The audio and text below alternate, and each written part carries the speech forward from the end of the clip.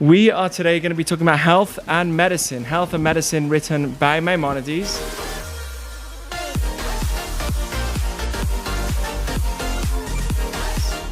And we all know that Judaism is amazing and awesome.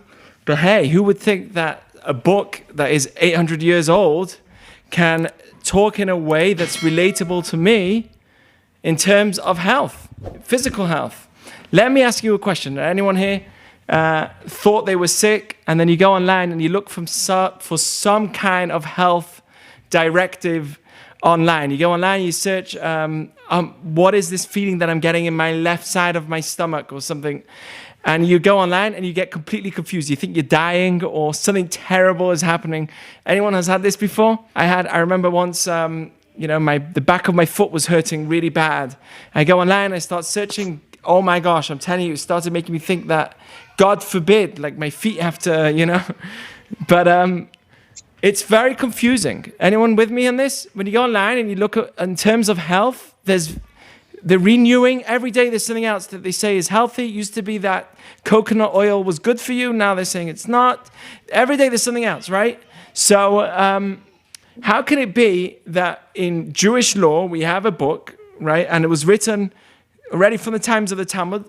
In terms of health, how can that be something which is actually Jewish law and can stand the test of time? That's crazy. We're talking about 800 years ago. Things are constantly changing. I want to show you today, in the short time that we have, the power that Judaism really has in terms of what it wants you to do in order to be healthy.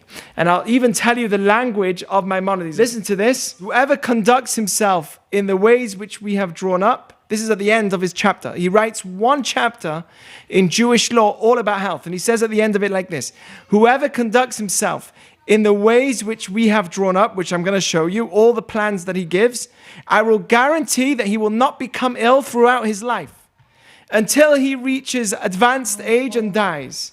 He will not need a doctor. His body will remain intact and healthy throughout his life. And then he says, one may rely on this guarantee unless his body was impaired from birth. So unless there's like other conditions, other sicknesses, then, okay, I understand why this would happen. But in general, if you are accustomed to the things that I'm going to tell you today, Maimonides promises that you will live a long life. How crazy is that? Who can write that in a book? Isn't that amazing? So the reason Maimonides wrote many books on health. He was a major doctor in the world at his time and beyond. But what's really amazing is that in Jewish law, he also designated text for health. Now, the text for health that he wrote outside of Jewish law, he wrote many books, but the one that he wrote outside of Jewish law, things have changed. Things are different. What foods you should eat, what you shouldn't eat. Our bodies have changed over time, and we've adapted to different environments differently. So Maimonides has definitely changed. A lot of what he said would have changed today in terms of what he said back then. But one thing's for sure. In this book, in his book called Yad HaChazakah, which is the repetition of the whole oral law, very simply written, is the whole Torah. And in this book, he writes one chapter on health. And he says, in the end of this chapter, if you follow this way and you stick to it, you will be healthy till the end of your life. How cool is that? Would you want to hear what this is? Right? Wouldn't you want to know what this is? It's amazing. So before I get into that, I want to tell you a bit about who Maimonides was, okay? So Maimonides, he was born in the year 1135, lived to 1204. In 10 years after he was born, he was expelled from the country he was born in, which was Cordoba. And the reason all Jews were either forced to convert under Islamic rule or be expelled from that area. And he went to southern Spain. And eventually from there he went to Morocco. And in that period of time, he wrote the commentary on the entire oral Torah, the Mishnah. So an immense ability to write a commentary on the whole Torah. And then in 1168, he had to move again to escape from there and run. His aim was to live in Israel, but he didn't last in Israel for too long and eventually had to escape to Egypt. And he lived in Egypt for the rest of his life. In 1169, only then his brother dies. Maimonides, his brother, dies, and he starts practicing medicine officially as a doctor. Before that, he was supported by his brother, who was a major businessman, that allowed him to write a lot of his work on philosophy, Guide to the Perplexed, and all his books on so much mathematician. He was a mathematician, philosophy, the wisdom of Judaism, the Torah. He wrote everything, and his brother supported him. But once, whilst his brother was traveling, he died on the ship, never returned, and for a whole year, Maimonides actually writes about himself that he was depressed. He almost gave up everything, and you see that he was just a normal human being. But as soon as that happened, he had to support himself, and he started practicing medicine, and eventually became the doctor of the leader of the country's leader, of the leader of the Ottoman Empire that lived in Egypt. And he was in Cairo, and he was his personal physician. To be the personal physician of the greatest leader of that time is an achievement. And it's known that Richard the Lionheart, who was the king of England at the time, invited Maimonides to come be his personal physician. So we're talking about somebody who was an expert in Torah, in mathematics, in philosophy, in all areas of life. It's beyond, when you read his text and how he simplifies things, it's beyond us. So in this small chapter of like 24 sections, he goes through what you need in order to be healthy. And we explained last week that in order to be healthy in the mind, today we're going to be speaking about being healthy physically. But last week we spoke about how in order to be healthy in the mind is that you have to always make sure you have a purpose for what you're doing. I don't just work to make money. I don't work out in the gym just to have a good six-pack. I need a good purpose behind why I'm doing. And according to Judaism, the purpose should always be so that I could be a better servant of God. And when you do that, you never go extreme. When it says, B'chol derachecha de'ehu, we have a commandment to always know God, always go in the way of Hashem. And v'hu yiyasher ochatecha, that would always make you have an even balance. So if somebody's working, and they're working solely to make more money, then they're not going to have balance in terms of their work. They're going to be overly worked, maybe overly keeping money to themselves, but they would follow their own based personalities and never really try and work and overcome their desires and personalities. When a person always questions, what am I doing, right? What am I doing this for? No, I'm not just working out, and I believe it. If I work out every day for hours on end just to look good, eventually it will make me depressed because there's no deep meaning behind it. I need to work out and I need to be healthy. But you know what? If it didn't work out for me today, I'll work out again tomorrow. It doesn't matter. If I missed out today, I'm not going to kill myself over it because at the end of the day, my goal isn't just to have a six-pack, or it's not just to have a healthy looking body. It's actually to be in the way of Hashem, which means that my goal is that I can be a more spiritual person. I could be a better person. If I'm healthy, I'll be a better father. If I'm healthy, I'll be a better servant of Hashem. I'll be able to do more mitzvot. Because if I'm sick in bed, I can't do much. So that should be the reason of your health. Okay, there's many people that look healthy, but they don't eat healthy. Why? Because their main focus is, as long as I look good. Yeah, but you're eating junk. Tiny bit of junk every day, bit of protein powder, and that's it. You got to eat healthy. Yeah, but health doesn't matter if I'm looking good, right? The focus is wrong. We need to be in the middle path in all our ways. How do you do that? By putting God in the picture, giving yourself a reason for why you're doing it. So that's what Maimonides says in terms of health. And we're going to see today that there are 3 areas that a person needs to work on to be healthy, so that he could be a better servant of God. Not just healthy so you look good, not just healthy so you have a six-pack, because if it doesn't go your way, you're going to get depressed. If you're not going to be perfect shaped, you're going to get depressed. You're going to feel like a failure. And Judaism says that's not the goal. The goal is that I'm healthy so that I can be a better servant of God. So if you're eating, that is an area that we're going to be speaking about, which can help a person be healthy, right? For instance, eating in the correct order. What should you eat first? If you've got food in front of you, should you have fruit or meat? And these make a big difference to your health. What do you eat first, right? Obviously not overeating. Bowel movement, meaning not keeping food in your body or overworking the body when it has food that it doesn't necessarily need and it could have been taken out from your body already. We believe that as we want the body to absorb the food exactly as necessary and release whatever's not necessary as quickly as possible, not keep it in our bodies. And the third area of health that we're going to talk about today is working out. So there's actually 3 areas of health: eating, bowel movement, and working out physically. Physical workout. These are 3 areas of health that we are going to be talking about. And the general rule is listen to your body. We're going to hear this a lot tonight, but listen to your body. Adam yodeh ma'at nafsho. We know that every single human knows his pain more than anyone else. When you go to a doctor and you have a problem, God forbid, somebody has a problem, they go to the doctor, what's the first thing the doctor asks you? From 1 to 10, how do you feel? Where exactly is it? The doctor needs you to tell him where it is that you have the pain. If you don't know where your own pain is, no one can help you. You are your best doctor, nobody else. And we believe in that. So if let's say somebody says to you that you should eat as many avocados as you wish because it's really healthy for you. That's the thing today, right? It's healthy fats. So if your body doesn't feel good when you overdo it, then you should know that your body needs to be listened to more than anything. You've got to listen to your body.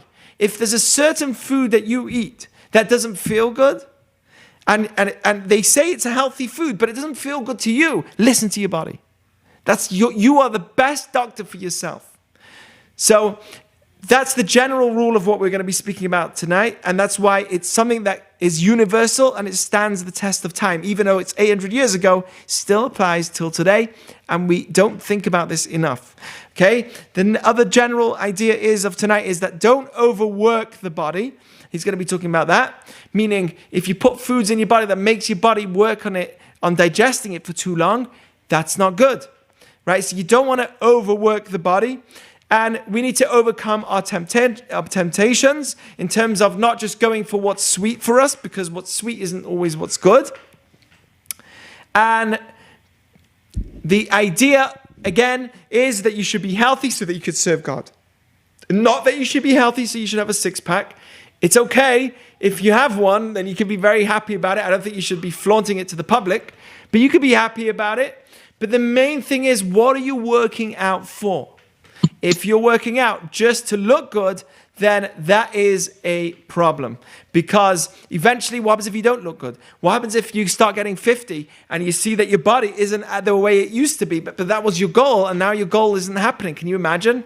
Somebody whose goal was literally to look good. What happens when they start getting old? Like, that's it, I failed. But it's not true in Judaism, because my goal was never to be healthy so I should stay young.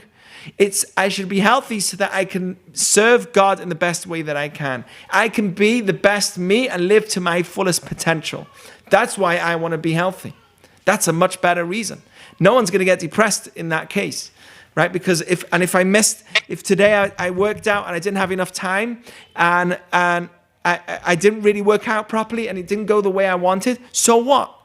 So what? I have tomorrow. And if I didn't work out this whole week because I didn't, so what? I'd have the next day, right? Because what's my goal? If my goal is to look good, then I'm going to get depressed that I missed a whole week of working out. If my goal is to serve Hashem better, then that's not going to happen. I'm just going to be happy either way, because as long as I'm trying to serve God better, I'm doing my best, then I can be happy with my working out and my health. Okay, so these are the 3 areas that we're going to be working on: eating, bowel movement, and working out. Okay, eating means not overeating and eating in the correct order. Bowel movement means not keeping the food in my body for too long. And the third is working out with balance in a healthy way. Okay, and that is including God and a reason for why I'm doing it. So that's the general topic of tonight, okay? So let's go through number 1. This is the statement of Maimonides. Once a person maintains a healthy and sound body, or since maintaining a healthy and sound body is among the ways of God, for one cannot understand or have any knowledge of the Creator if he's ill. Therefore, one must avoid that which harms the body and accustom himself to that which is healthful and helps the body become stronger. I eat so that I can be a more spiritual person. There's actually a mitzvah. Ushmatem ma'od et nafshotechem. You have to look after your bodies. God gave it to you as a gift, and we have to look after it. So this is actually a mitzvah. And he's going to go through how it works, okay? They are as follows. How can I be a more spiritual person? A person should never eat unless he is hungry. Maimonides says that if you're already full, so your body's working, right? Your body is already working to digest that food. When you start adding in new foods, it confuses the body and overworks it. Okay? Nor drink unless you are thirsty. Never put off relieving yourself. This is a commandment actually in the Torah of Bal Teshaksu. You shouldn't make yourself dirty. Bal Teshaksu et nafshotechem means that a person should not make himself dirty from within. Okay, don't make yourself disgusting. And that is in terms of if you need the bathroom, you should not hold it in. You've got to go immediately. That's a mitzvah, a commandment in Jewish law. A person should never hold himself, even for an instant, for a second. If I need to go, I don't hold it. Rather, whenever a person feels like he needs to go, he should do so immediately. And that is so important because if I'm keeping foods that are not, or bacteria in my body that's not meant to be there, you can imagine how unhealthy that is going to be for me. So Maimonides is showing me right at the beginning, think ahead. Think ahead. Now your body's healthy, but think ahead of time. Okay? Maintain a clean and healthy body. Okay, let's carry on. Look at the language he's going to say. One should not eat until his stomach is full, meaning never stuff yourself. Rather, how much should you eat till? 3/4. Shlish, right? 3/4 full is perfect. You know when that feeling where you didn't stuff yourself? 3/4 full, that's perfect. Why? Because then the stomach isn't overworking. Again, we never want to overwork the internal organs of our body. And just like any machines, if you overload them, like a washing machine, and you overload it, it breaks easier. If you have a challah machine, a mixer, and you overload it, you'll break it. So too with a person's stomach, one should limit never overload your body. He actually says somewhere else that you'd rather eat small amounts of unhealthy food than high amounts of healthy food, which stuff your stomach to a point where it can't even take in another space of anything, right? Air. Right? You never overfill your stomach. So one should only drink a small amount of water during the meal and mix that with wine. Maimonides is very strong with the idea of when you're eating, eat and don't mix it with water. Can anyone imagine or tell me why? What does that do to the body? Does anyone know? Meaning, yes, you should drink a little bit if it's necessary so that the food should go down, but never gulp a lot of water whilst you're eating. Can anyone know why or imagine why? Because then you fill yourself with water instead of food. Right, so you don't want to fill yourself with water instead of food because now's the time to eat and you need to bring yourself to nutrition. But here's something which I think is true, and it's believed a lot in scientific theory today as well, in terms of the body, that when you drink a lot, so your body's filled with water, it can't break down the foods as well. Your body needs to, take the enzymes and destroy all that food and break it down. But when it's diluted with water, it's much harder for the stomach and the process of the body to actually get to the food and break it down. Like you're saying, you need that nutrition to get into your body. And if you just got fluids, then that nutrition is not actually going to get through and break down into the body. So again, don't strain the body is such a factor in Maimonides' teaching. When the food begins to be digested, then you may drink, but not before that. Okay? He also explains that before you eat, you should go to the bathroom as well. Again, make sure that you be before you eat so that your body isn't filled and overworking in terms of what's inside of it. A clean body so that everything can be reprocessed again in a clean way. Just like you would have a machine. If the machine's dirty and you want to use it again for a new, you got to get the dirt out first before you put in a new product in, right? The washing machine or whatever it is. If it's got dirty stuff in there, why would you add, a new batch when that stuff is clean and you're going to add let's say you have a clean batch, take the clean batch out, then put the dirty batch in. Right? So that's what Maimonides is. Very logical, but clear terms of ways that you can look after your body and guarantee that you're not overusing those organs in a way which is dangerous. Let's continue.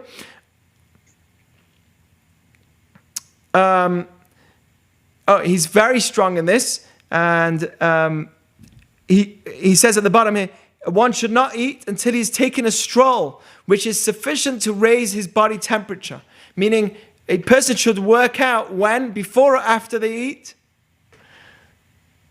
A lot of us know that it's like obvious logic, right? But what's he saying? For sure, before you work out, that's when you should work out before you eat. And he says again, alternatively, he should work or exert himself in some other way. The rule is, I wrote this, my understanding is, give your body a reason to eat. That's what he's saying. Give it a reason to eat. You can't be somebody that hasn't worked and then suddenly eat. It's just adding onto a body that doesn't, it can't digest the food. It needs something to eat from it. And when the muscles have been worked out and all the body has been worked out in terms of what you've done, you've moved around, there's been a lot of movement, then when you actually eat the food, that food is going to go somewhere. It's going to be digested well, and it's going to be used well. The rule is that he should engage his body and exert himself in a sweat-producing task each morning. Afterwards, you should rest slightly until he begins composure. And then he should eat. It doesn't mean sleeping, by the way. Don't go back to sleep. Maimonides is against sleeping during the day. But only after a person has worked out a bit, and I don't think he means like going on a major 10-mile jog. Taking a stroll down the road is also a way of heating up your body, right? If you were to bathe in hot water after exerting himself, it would be beneficial. Afterwards, he should wait a short while and then eat. So he's saying shower before you eat also is good. Okay, but you have to also understand that in the times of Maimonides, people wouldn't bathe at least once a week, maybe. That's it. So the next thing is don't move too much after eating. So if you've eaten a lot, don't move a lot after. Why? Because your body's already exerting pressure. Your heart and your entire body is breaking down food inside of it. There's a lot of work going on in your body as is. So when somebody works out, that's more exerted pressure on the organs of the body, and you don't want to do that. Okay, so one should always eat while seated or reclining on his left side, and the right side isn't good because then you're putting pressure on the heart. Meaning your heart's on the left, but the stomach is on the right-hand side of it. He should. So wait a second. So if you recline and he left, maybe I don't know the reason. Oh, I know the reason. On Passover, we recline on the left-hand side, not on the right-hand side, because of the way that the body, so that you don't swallow it in the breathing pipe, right? So the food doesn't go in the wrong direction. Okay, but they used to lean when they ate. They used to recline when they ate. A person shouldn't walk around, ride, exert himself, subject his body to startling influence, meaning physical pressure, until the food has been digested. Right? When you actually feel like, okay, I could eat more again, that's the time that you could be working out. But if you've got food which is full in your body and now you, right? There's a reason why we get stitches after we work out after we've eaten. The body doesn't want us to work out when we've just eaten. Anyone who takes a stroll or exerts himself after eating brings serious and harmful illness upon himself. How crazy is that? Okay, let's continue. You guys enjoying this? It's interesting? Okay. So now we're going to talk about the perfect amount of sleep. Actually, that wasn't the three things I mentioned at the beginning. We said bowel movement, eating, and working out. There's another factor that he talks about here, which is sleep. Okay, so that should have been another thing that I'm going to add that next time. But sleep is also very important. Together, day and night make up a period of 24 hours. It is sufficient for a man. He means mankind. In Hebrew, Adam means man and woman. Okay, whenever I say man, it's just badly translated. It means man and woman. So it's sufficient for a man to sleep a third of this period, i.e. max 8 hours. So a third of the 24 hours you have should be sufficient to sleep, which is today, actually, that's a scientific study. 8 hours, between 6 and 8 hours is the perfect amount of sleep. Maimonides says between 6 and 8. Exactly the language of today. These should be towards the end of the night, right? So that there be 8 hours from the beginning of his sleep until sunrise. Thus, he should rise from his bed before sunrise. In Jewish law, it's called to wake up the morning. It's called la'ir et hashachar. It's like when you wake up the morning, meaning you get up before the morning gets up. That's the ultimate way to be healthy. Please God by me very soon, because I would love to be able to do that more often, but I don't. So, but Maimonides says that when the sun is out, that's the time that you should be out. When the day is out, that's the time that you should be, meaning awake, right? But when there's sleep, that's the time of darkness. It's ideal that we're awake during the time that the sun is around. Okay? One should not sleep face down. It's interesting that he brought this as Jewish law, meaning in terms of health. Why is this in terms of health? But I believe that it does affect a person's health when a person has a good day, wakes up early in the morning, and has productive sleep and a productive day ahead of them. Okay, let's go to the next thing. Digestion during sleep. Now this is very interesting. One should not sleep face down on his back, but on his side, on his left side, at the beginning of the night, and on the right side towards the end of the night. You see the detail of his language. It's unbelievable. Face down is probably bad for the stomach, and on the back has other reasons that we won't get into right now. But on the left side, makes sense, because when you start the night, right, the heart is on the left of your stomach. Okay? The heart is on the left, the right of your stomach. Right? Your heart's on the left of your stomach. So when you sleep on, wait a second. Your stomach is on the right, right? Anyone with me? The stomach is on the right. Is that true? I think so. And then your heart's on top of that. Or maybe it's the other way around. I don't know. But I thought it had to do with your liver, not your heart. Or maybe is that what it is? Your liver? Maybe. I don't know. So maybe I was thinking maybe the other way, but he's saying that on a person should sleep on the left side. I need to find out why that's important. But he should not retire shortly after eating. This is the key. I underline this. Why is it bad to sleep after eating? This is such an important message here. Does anyone know why it's bad to sleep after eating? He even gives time, up to 3 or 4 hours. Because and then he says don't sleep during the day. That's also not ideal. But it's very interesting. Don't sleep after eating. Can anyone imagine what strain that does to the body? Why does that hurt the body? It stops the body from digesting. Yes. The body needs to digest that food and work on it. Has anyone here been in a situation where you wake up and you're like, did I even sleep? I'm still so tired. I'm so tired after my sleep. Has anyone had that before? You sleep and then you wake up and you're still tired. Do you know why? This is what Maimonides is saying. Because when you went to sleep after eating. And if you go to sleep after eating, what does your body do? It's working in your sleep. It's working hard in your sleep. The sugars, and it's breaking down all the food. So when you wake up, you still feel like, I didn't even rest that much, because your body was working during sleep. When you need to rest, you need to rest. And you need to rest all the organs. That's a real sleep. So actually take note to this. I've noticed this within myself. If I eat the night before, just before I go to sleep, the next morning I don't feel as awake.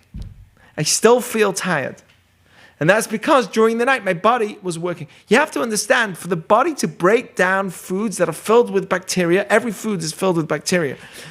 filled with bacteria, take them out, break them down into perfect things that it needs, exactly, the blood, the sugars, the fats. It puts everything in its perfect. It's crazy work. The body does amazing things.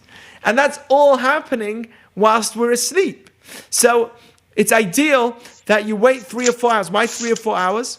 Because that's the time it needs to really digest the food well.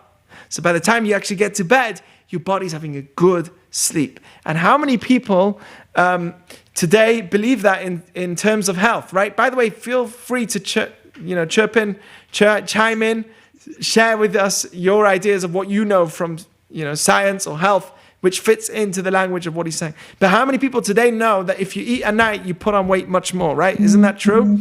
I felt it in myself. There was times when I didn't binge at night, which is the hardest time not to eat. My biggest problem is night eating. The morning, I won't even touch a cookie. By the night, I'm telling you, I'm pounding on them. It's amazing. So a person should wait 3 or 4 hours before they actually go to sleep. That's the ideal. So that way, the organs of the body are getting a real rest as well. Okay? But anyone who's got a question, feel free to chime in. So let's go to the next thing. Oh, this is very interesting. He says here, I just title this, lighter foods first, then heavier foods. We're going to see in the next 2 sections, lighter foods, then heavier foods. The reason for that is, again, don't strain the body. I think this is also important for bowel movement. Okay, let's read this. Laxative foods such as grapes, figs, mulberries, pears, melons, certain types of cucumbers and certain types of zucchini should be eaten first before the meal, meaning lighter foods that digest well. One should not eat them together with his main meal. Rather, he should wait until they have descended from the upper stomach and then eat in his meal. I don't know why, not sure. There's many books being written with modern doctors and they relate a lot of what Maimonides said and put it into actual scripture, a text, a book that they wrote. I forgot what it's called, but there's actually a book called The Health of Maimonides. Anyway, so it says foods which are constipating, and they all have a benefit, such as pomegranates and apples and whatever pears, should be eaten immediately after the meal and not in quantity. Okay? Because after the meal, if you've had prior to that, right, not at the beginning of the meal, but if you've had prior to that foods that digest quickly, so then it would help digest the pomegranates and all these other foods. But if you have that first, right, and then you have foods that digest, that are laxatives, right? If you have figs after you've eaten a heavy meat meal, that's not good. It's like going to be just like this thing. Your whole stomach's going to keep all that food in, and then it's not going to digest it out very quickly. You want to be able to have that your food is digested as quickly as possible. So the best is to have laxative foods first, then heavier foods after, which are more difficult to digest, because the foods that you have first will help those foods digest quicker. Okay, let's go look at this. He continues. And a person who desires to eat chicken and then meat in one sitting, meaning you're having an official Shabbat meal, right? So you want chicken, then meat. One should eat poultry first, eat the chicken first. Why? Because it's a lighter meat than regular meat. Similarly, if you desire to eat both eggs and poultry, one should eat the eggs first because that's lighter than meat. If you desire to eat both meat of large cattle, that even within the meats, you should have the one which is more soft and more tender than the heavier type of meat. Why? One should always eat the lighter fare first and the heavier afterwards. Why? So that the body will have a much quicker, easier ability to digest the food from your body. I find this fascinating. Okay, let's carry on. Keeping fluids in the body and adapting to the climate. This is so interesting. Okay, so Maimonides is like, hey, whenever you read on this, these certain diets online, that this is really good for you, this diet's good, I got news for you. Depends on what climate you're in. If you're in a very hot climate, your body needs to adapt differently to a very cold climate. Maimonides is very interesting. He says, in the summer, I believe that this is much more effective in the olden days where there was no air conditioning. So you really felt the heat of the summer.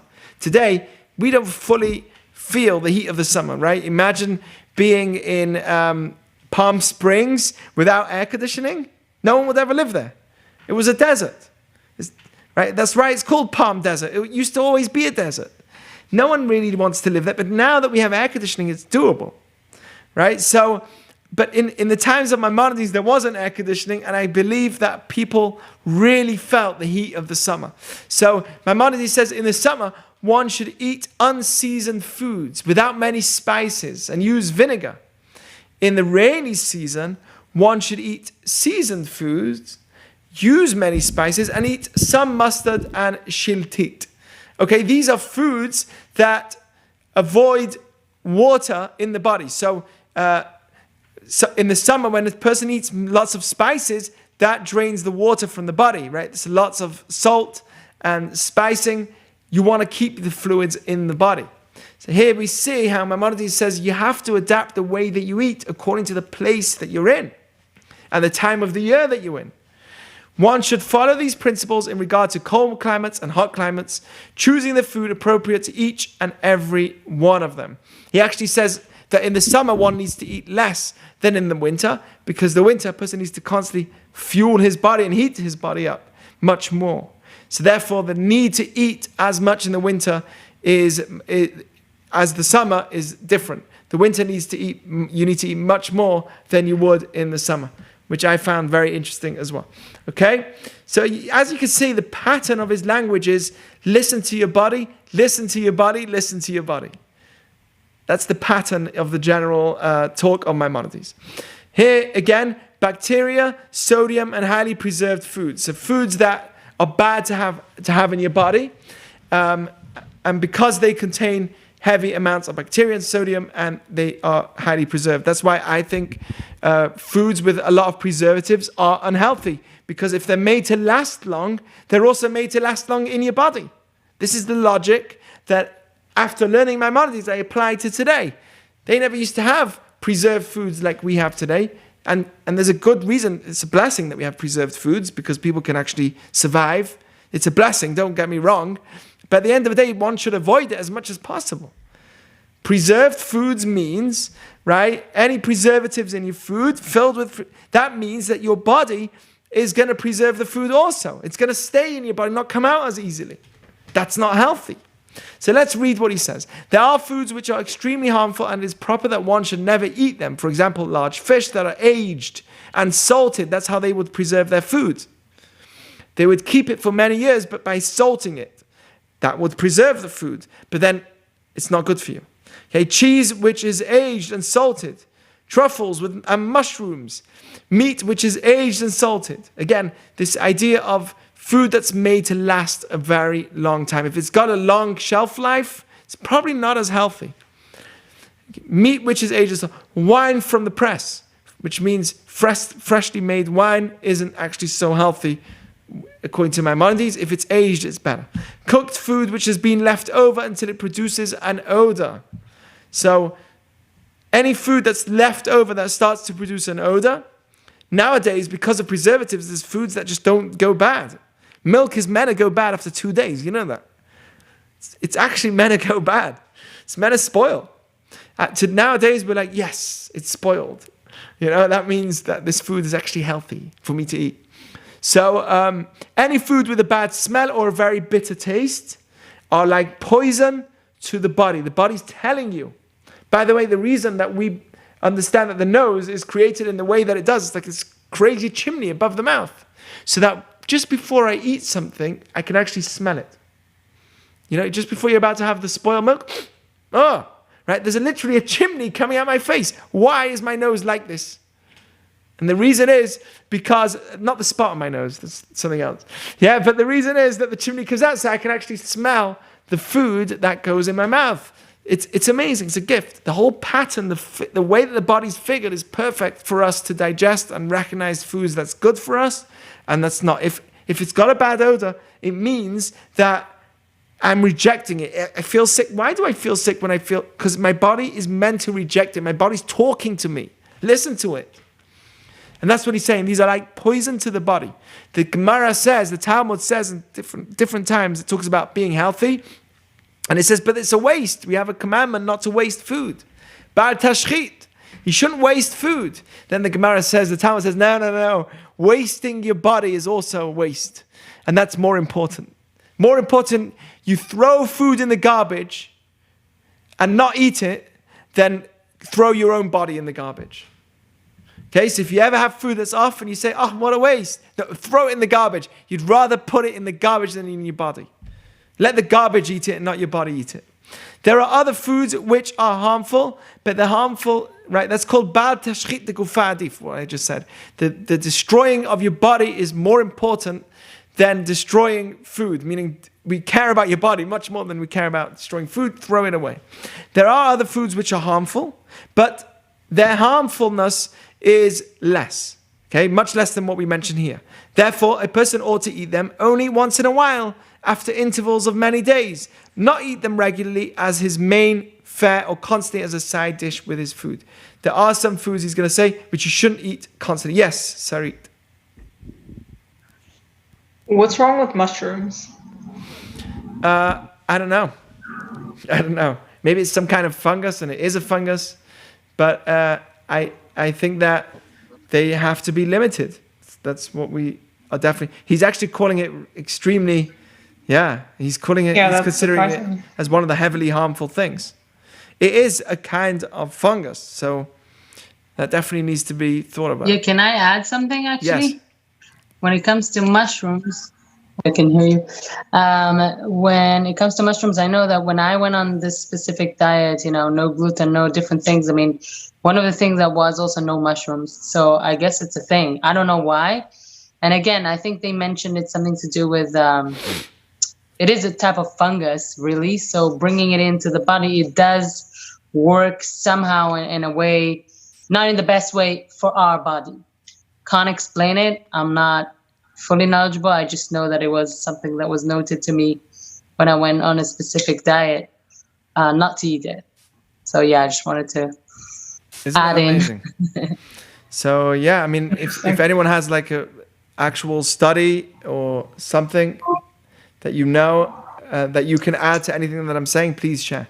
So, and here's the things that are not always so healthy, okay? So that's what he's saying, that you should avoid too often. And they are large fish. And that makes sense because of magnesium that's in them? Or something like that, right? It's not healthy. I think mercury. Mercury. Right? Cheese and milk, which has been left over for more than 24 hours after the milking. No one does that nowadays, right?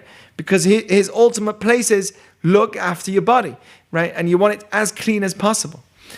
The meat of large oxen or he-goats, horse beans, lentils, chickpeas, barley, bread, matzot, cabbage, leeks, onions, garlic, mustard, and radishes.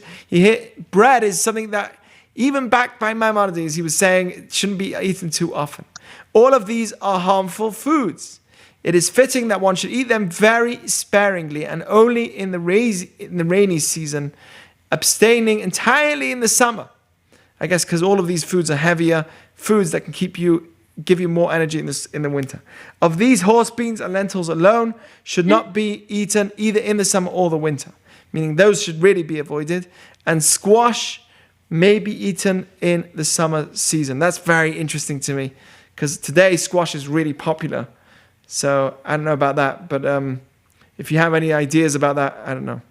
But here we see clearly that milk and cheese in general, we today have a lot of preservatives in milk and cheese. That's why they say that people should really try and avoid it as much as they can.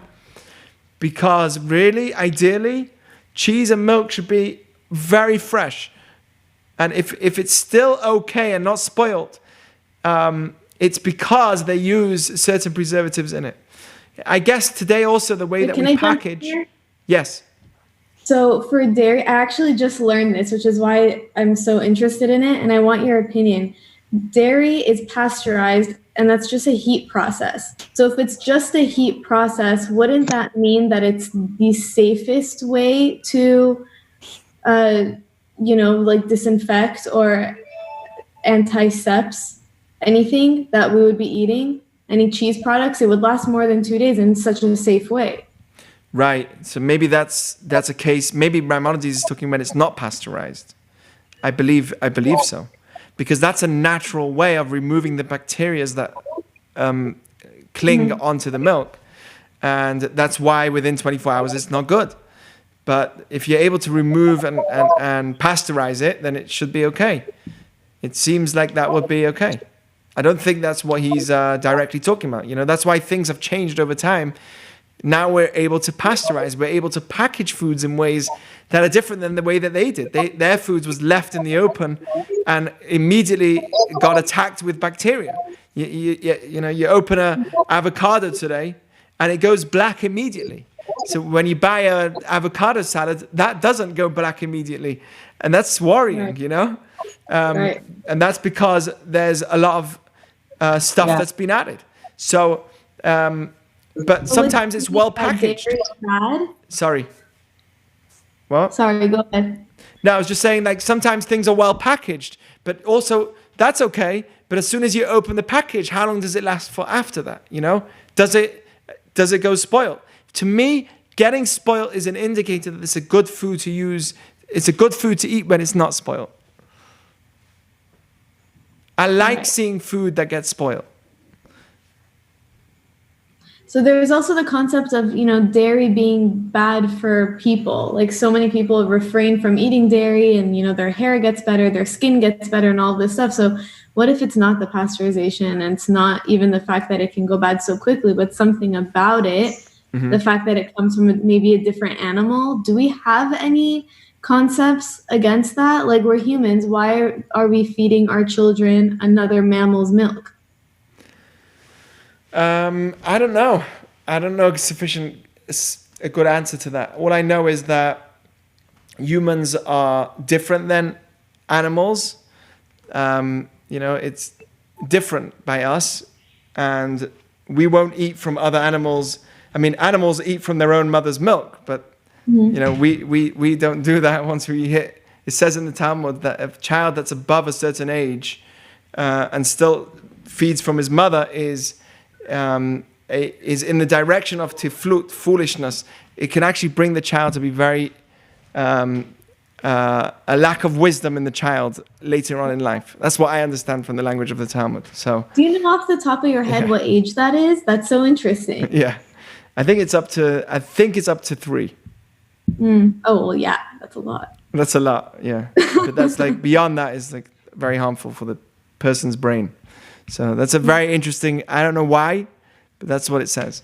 So we work differently. We also dress ourselves in clothing. Animals don't do that. There are differences between humans and animals. Some scientists and evolutionists will stick to the claim that it's because we changed over time and we weren't like that originally. Whatever it is what it is. It doesn't change my connection to God, that's for sure. Yeah, what were you saying? It's just interesting because even though we separate ourselves and we do so much to elevate ourselves, we still, rely on the dairy. I'm really stuck on this dairy concept because it's so interesting. I think it can go in so many different directions. Yeah, I mean, it's also, we have to understand, like that was... when there's no refrigerators and there's no storage and there's no nothing, our source of nutrition was very limited back then. And when you wanted to eat meat, you had to... That concept, the salt would be a positive because it would act as a preservative when we didn't have refrigeration. Right. But he's saying that anything that's overly salted is also bad. Yeah. Yeah. It's true that we would preserve foods back then. But he's pointing out how that's not healthy. Preserved foods are not healthy. And it's true. Too much salt in the body is unhealthy. Okay. Too much, milk. I'm just pointing out, like, think about how the world used to be. Like in his time, even 100 years ago, you wanted meat, you had to take it home and slaughter it. Yeah. Because how would you have fresh meat? There's no fridge. There's no way of keeping. There's no freezers. So you had to actually in the market, you would buy live chickens. That's how you'd eat chicken. Yeah. So everyone was a farmer. Everyone had cows. And, at certain times of the year, there was no grain. the end of the winter, there was no grain, there's nothing. So you had to rely on the nutrition you got from animals. That was our source to, but who says that, based on what Maimonides is saying, cheese and milk is not ideal, especially in the first 24 hours after the 24 hours of having it. So who says and nowadays with all the preservatives that we have in milk, in order to make it last, because it's not worth it for the manufacturers, if they didn't put preservatives in it, they'd lose billions of dollars. So it's not, what he's saying is it's not ideal. Food, even in their times when they were desperate for, preserved food was a must. He's saying that it's not ideal. Even in their times, foods that have been overly salted and preserved was not good for you. Okay, let's continue a little bit. Which we also have so much spiritual value on. And then, like the beans and the lentils, all of that doesn't require preservatives. So there's something, I'm missing something. What do you mean? We put spiritual value on what? Wine. He says wine should be aged, not... he's going to talk about how wine is actually good for you. But in a limit. The Talmud brings 9 things that are good for you in a small amount and bad for you in a big amount. And one of them is wine. It's very good, according to the Torah. Yain yisamach levav enosh is good for the heart. If you look at a group of grapes, how would you say a group of grapes? It's got a special name to it, right? A vine. Well, in a vine, the grapes come in bundles. Have you ever looked at those bundles? They look like a heart. Those bundles actually look like a heart, and that's because it's healthy for the heart. Wine is healthy for the heart, according to Judaism. And if we have too much of it, it's very bad for me. There's certain things that too much of is bad for you, a little bit is good for you. One of them is wine. But we definitely put never an emphasis on over drinking. By the way, wine was very easy to get hold of. Almost as easy as water. Because water had to be drawn out. Wine was always kept. And the longer you had it, the better it was. So it was something that everyone wanted to keep. Wine was very available in the olden days. And that's another discussion. But here there are foods which are harmful, but less so than these. They are water flour, young pigeons, dates, bread, roasted in oil, or kneaded in oil, flour which has been sifted so well that no bran is left, meaning very white flour, which is what we have. Fish brine and pickled fish oil, not to be eaten in quantity. These are things that should be eaten in a little amount because they take more time for you to digest them.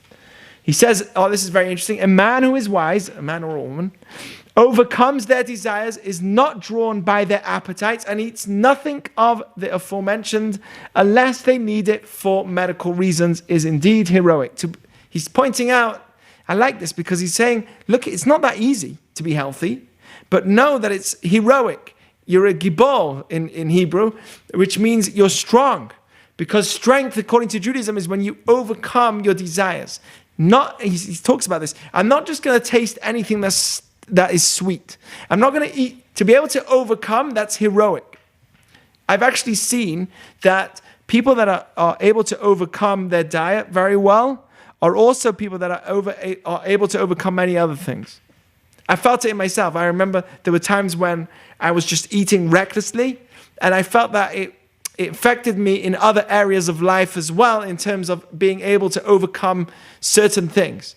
And when I'm able to overcome my eating habits, which is not to just eat anything that's sweet, I'm actually able to feel better within myself in other areas and overcome, because I'm training myself to overcome my desires in other areas as well.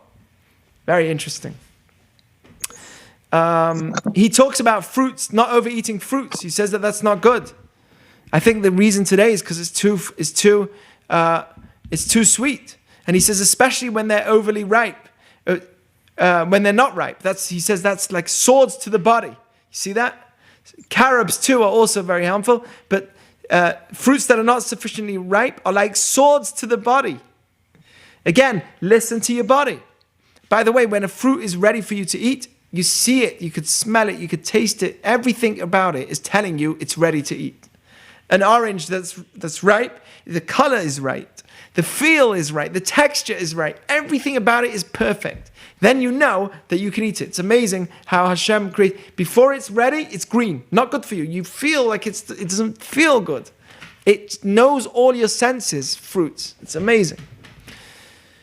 Pickled fruits are harmful, so those fruits that you get in tins, again, because they are preserved.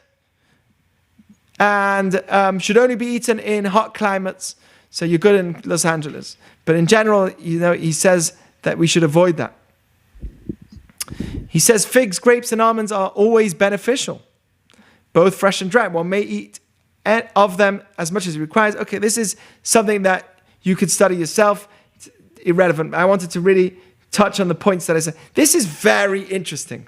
I'm going to show you the CDC, what he says. But honey and wine are harmful to the young and good for the old. Right? The tea and the honey for the British old people, it's perfect. But for the young people, very bad. And that's actually dangerous. You know that? It's dangerous for kids to have honey. Anyone knew that? You knew that? A child before the certain age that has honey is dangerous for them, really dangerous. Certainly this applies in the rainy season. In summer, one should eat 2/3 of what he eats in the winter. Here's where we were talking about before, where one should eat less in the summer than the winter. But look what CDC says about eating honey for kids. Okay? The Centers for Disease Control. We all know who the CDC is now. Honey is bad for babies because it can grow something called botulinum spores, right, which can secrete a toxin and produce a transient paralysis in young infants. The CDC and prevention reports that botulism is a rare but serious foodborne disease. How interesting is that? And Maimonides already back then was saying that honey is something that should be avoided for children and should be eaten by others. Very, very interesting.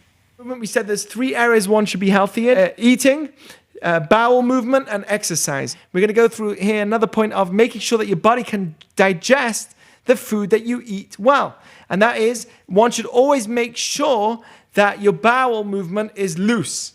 Okay, I'm not getting into this too detailed, but this is what he says. You should make sure your bowel movement is loose. This is a principle in medicine. If someone suffers from constipation or has difficulty moving his bowels, serious diseases will beset him, which means you've got to make sure that you're eating in a different manner. Listen to your body. That's his key message. Oh, your body is having it difficult going to the bathroom. Listen to your body. You should know that probably the reason why this is happening is because you're eating something or eating in a way that's not good. Maybe you're having heavier foods before you have lighter foods, like we said before. Maybe you're sleeping immediately after you eat, which we said before is very bad for the body. There's a list of things that we said that a person needs to do in order to make sure that when they actually go to the bathroom, that their bowel movement is loose. Very important. Okay? Let's continue.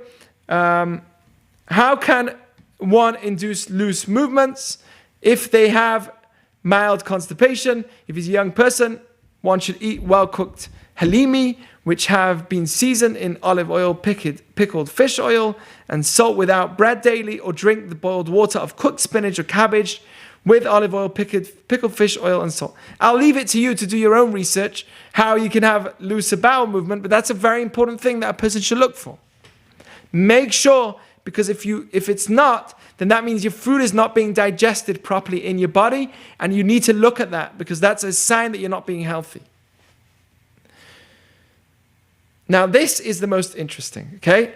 I see that Becca joins, it's perfect timing, but this is the most interesting. He says 3 things.